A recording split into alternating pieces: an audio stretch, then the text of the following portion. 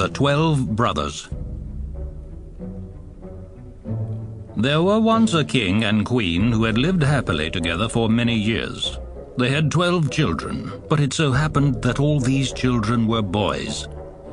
One day the king said to the queen, "If our next child should be a girl, all the boys must die, for I should like my daughter to be very rich and to inherit the whole of my kingdom." Hereupon he ordered 12 coffins to be made, and after a little pillow had been placed in each, and they had all been filled with shavings, they were locked up in a room in the castle. Then the king gave the key to his wife, and told her on no account to say a word of this matter to anyone. But the poor mother could do nothing but sit and grieve the whole day long, and seeing her so sorrowful, her youngest boy, whom she had named Benjamin, after the little son in the Bible, and who always liked to be near his mother, went to her and said, "Dear mother, why are you so sad?" "I may not tell you, dearest child," she answered. The boy, however, gave her no peace with his questionings, until at last she rose and led him to the room in which the coffins were kept. "Dearest Benjamin," she said, "your father had these coffins prepared for you and your brothers. For if ever I have a little daughter, you are all to be killed and buried in them." She wept so bitterly as she told him this that her son tried to comfort her, and said, "Do not weep, dear mother. We will go away from here, and I am sure we shall be able to look after ourselves." Then his mother bade him go with his brothers into the wood, and there find the highest tree. "And let one of you," she continued, "be always at the top watching, for you must keep your eyes on the castle tower. If I have a little son, I will put up a white flag, and then you will know that it is safe for you to return home. If I have a little daughter, I will put up a red flag, and then you must flee for your lives, and may God help and protect you. Every night I shall rise and pray for you. In winter, that you may not be without a fire to warm yourselves by. In summer, that you may be sheltered from the heat."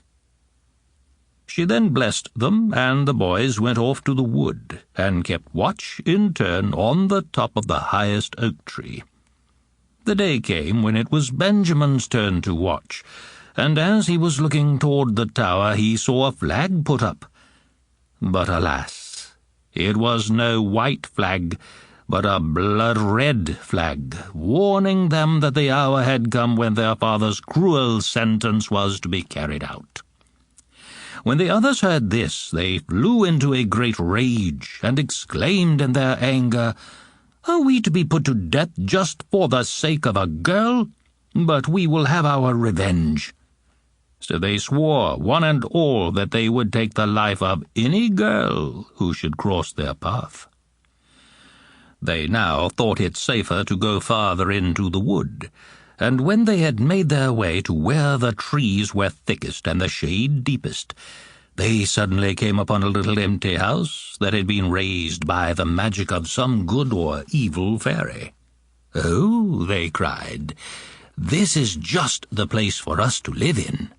You, Benjamin, as you are the youngest and weakest, must stay at home and keep house while we go and look for provisions." So the elder brothers went into the wood, and there they found plenty of game to shoot, wild deer, hares, pigeons, and other birds, as well as many other things that were good for food. When they had finished their day's sport, they went home, and then it was Benjamin's turn to busy himself with preparing and cooking the food, and glad enough they were of a meal, for by this time they were all very hungry.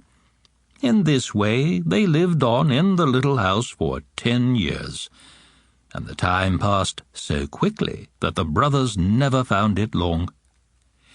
Meanwhile, the little daughter who had been born at the castle was growing up. She was good at heart and beautiful in face, and had a gold star on her forehead.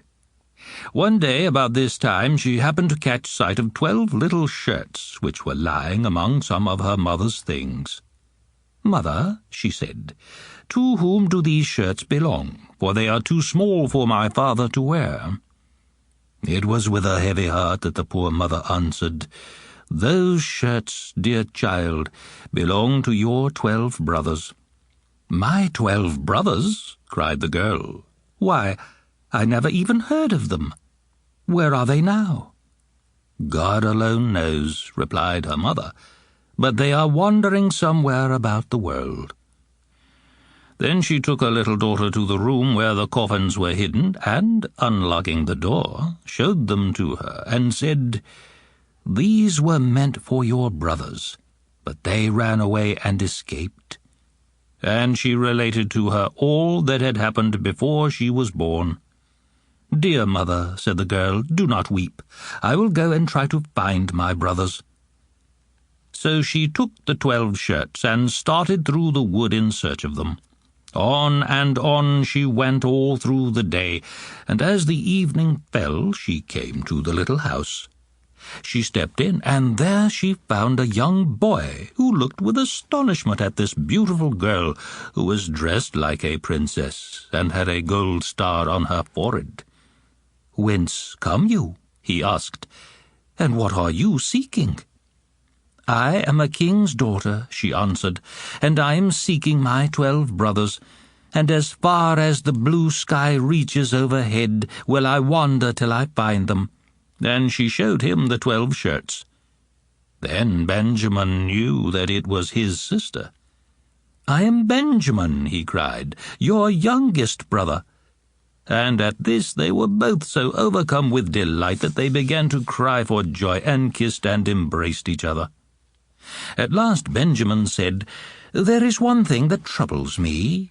My brothers and I were so angry at being driven out of our kingdom on account of a girl that we made a vow to kill every girl whom we met."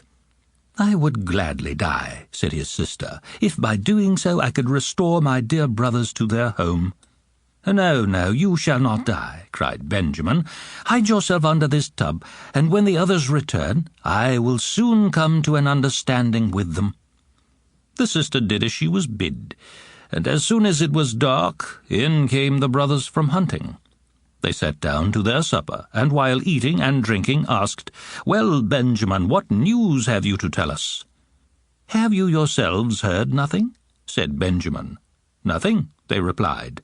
"That is strange," continued Benjamin, "for you have been out all day, and I have only been in the house, and yet I know more than you."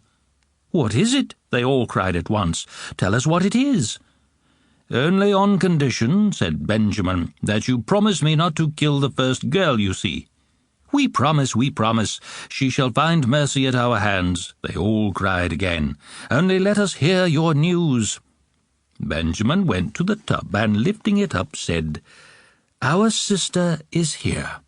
And the king's daughter stepped forth in her royal attire, with the gold star on her forehead, and stood before them full of tenderness, grace, and beauty. When the brothers saw her, they greatly loved her, and came about her and kissed her, and there was great rejoicing among them. So now the sister stayed at home with Benjamin and helped him in the house, while the others continued to hunt in the wood for game. Among other things, she gathered the wood for cooking and herbs for vegetables, and put the pots and kettles on the fire, so that there might always be food ready for her brothers when they came in. She kept the house in beautiful order, and made the little beds look sweet and clean, with pretty white covers, and altogether it was no wonder that the brothers were very happy and comfortable, and that they all lived together in great peace and contentment. One day the two who stayed at home had prepared a dainty meal, and as soon as they were all assembled they sat down to the table, happy and in good spirits. Now there was a little garden belonging to the house in which grew 12 tall lily plants. The sister went out to pick the lilies, for she thought it would please her brothers to give them each a flower as they sat at table. But scarcely was the last one gathered when her brothers were suddenly changed into 12 ravens that flew right away over the trees, and in the same moment both the house and garden entirely disappeared. There was the poor girl, left alone in the wild wood. Turning, however, to look around her, she saw an old woman standing near who said, "My child, what is this that you have done? Why did you not leave those 12 white lilies untouched? Those were your brothers, who are now from this time forth turned into ravens." The girl asked, weeping, "Is there nothing that I can do to set them free?" "Nothing," replied the old woman. "There is one way only in all the world by which they might be saved, but that would be far too hard a task for you to perform, for you would have to remain dumb for 7 years, never either speaking or laughing, and if, when there were only a few minutes wanting to complete the 7 years, you were to utter a single word, all your past endeavour would be in vain, and with that one word you would have killed your brothers." The girl was silent, but in her heart she said, "I will set my dear brothers free. I know that I shall be able to do it."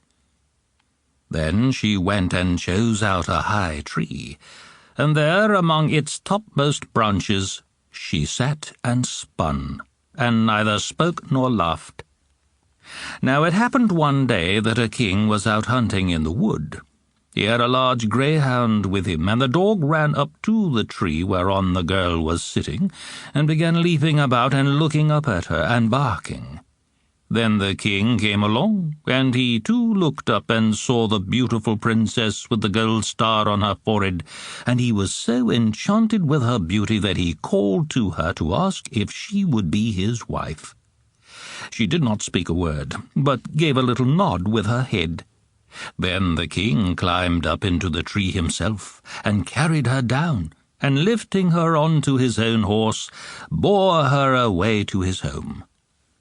The marriage was celebrated with great pomp and amid great rejoicings, but the bride neither spoke nor laughed. They had been living happily together for some years, when the king's mother, who was a bad-hearted woman, began to say wicked things about the young queen. "That woman you brought home with you," she said to the king, "is nothing but a common beggar-maid. Who knows what evil tricks she may be up to in secret? Even if she is dumb and cannot speak, at least she must be able to laugh, and you know it is said that those who never laugh have a bad conscience." At first the king would not believe any of the things that were said against his wife, but the old mother gave him no peace, accusing the queen first of one wicked thing and then another, until he allowed himself at last to be persuaded of her guilt and condemned her to death.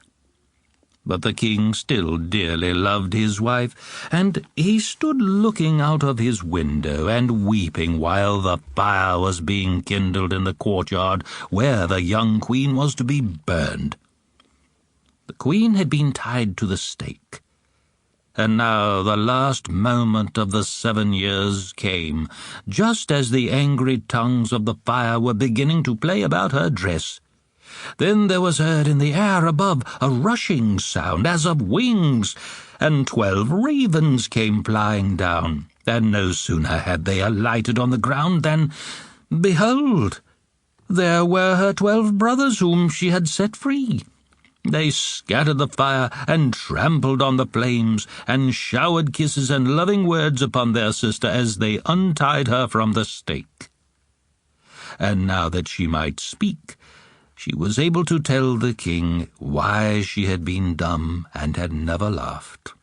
And he was rejoiced when he heard her tale, and knew that she was guiltless, and they all lived happily together forever after. But the wicked old mother-in-law was taken before the judge and tried, and he condemned her to be put in a vat of boiling oil in which there were poisonous snakes. And so she died a miserable death.